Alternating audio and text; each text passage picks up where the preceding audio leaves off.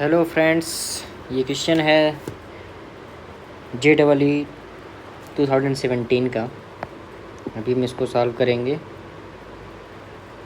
तो देखते हैं क्या बोल रहा है। ये JEE 2017 का क्वेश्चन है। इसका क्वेश्चन पढ़ते हैं पहले, फिर सलूशन करते हैं। क्या बोल रहा है ये? Let the refractive index of denser medium with respect to rare medium be N12। ठीक है, एक N1 है, एक N2 है। ठीक है, क्रिटिकल एंगल थीटा सी है and angle of incidence A है। When light is travelling from denser medium to rare medium, part of the light is reflected and rest is refracted. कुछ light reflect होती है और कुछ light refract होती है। तो जो एंगल रिफ्लेक्टेड एंड यहाँ रिफ्रैक्टेड होगा, यहाँ रिफ्रैक्टेड होगा, यहाँ रिफ्रैक्टेड रेज 90 डिग्री।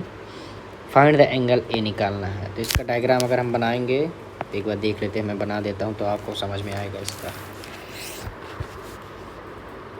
डायग्राम है ऐसे। अगर ये एक, ये दूसरा मीडियम है, अगर लाइट रे यहाँ आ रही है, एंगल ए है, और यहाँ अगर नॉर्मल बना दिया जाए इसका,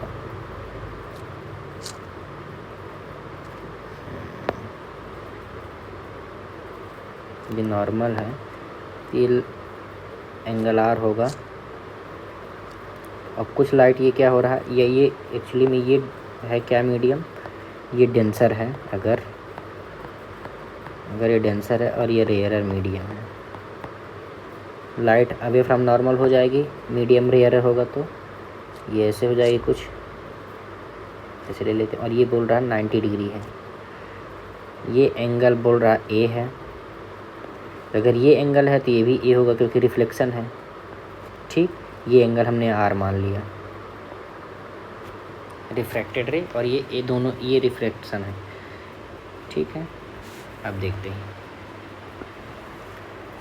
ये 90 डिग्री है बोल दिया। अभी क्या पूछ रहा है, एंगल ए की वैल्यू। इसमें ऑप्शन दिया है, ऑप्शन लिख देता हूँ मैं।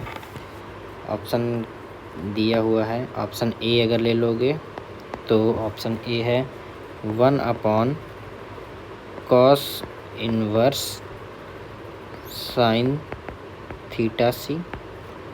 ऑप्शन बी है 1/tan इनवर्स साइन थीटा सी। ऑप्शन सी है cos इनवर्स साइन थीटा सी। और ऑप्शन डी है tan इनवर्स साइन थीटा सी। ये चार ऑप्शन दिए गए हैं। अभी हम इसको सॉल्व करते हैं। तो अभी हम, अगर मीडियम चेंज हो रहा है तो स्नेल्स लॉ लगा देते हैं।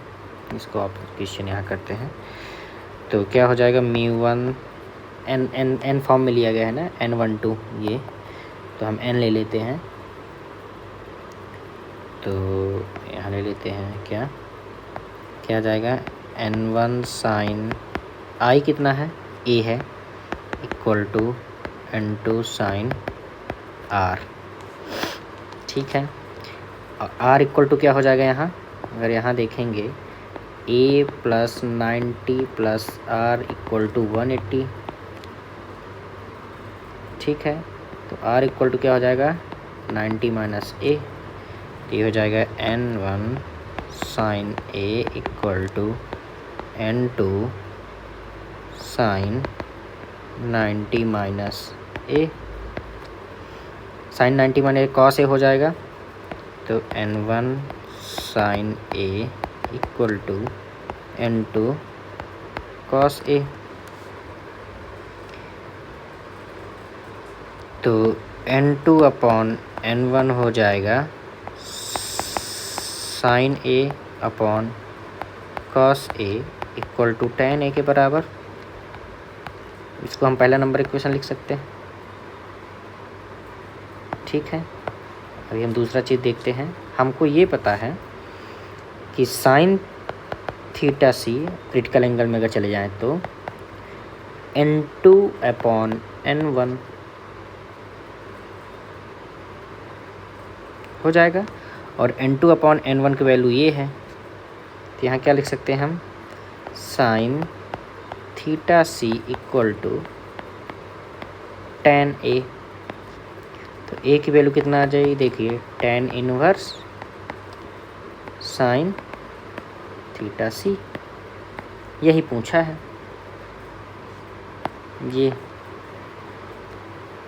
तो ऑप्शन नंबर क्या हो जाएगा, डी आंसर सही हो जाएगा, ये हो जाएगा आंसर।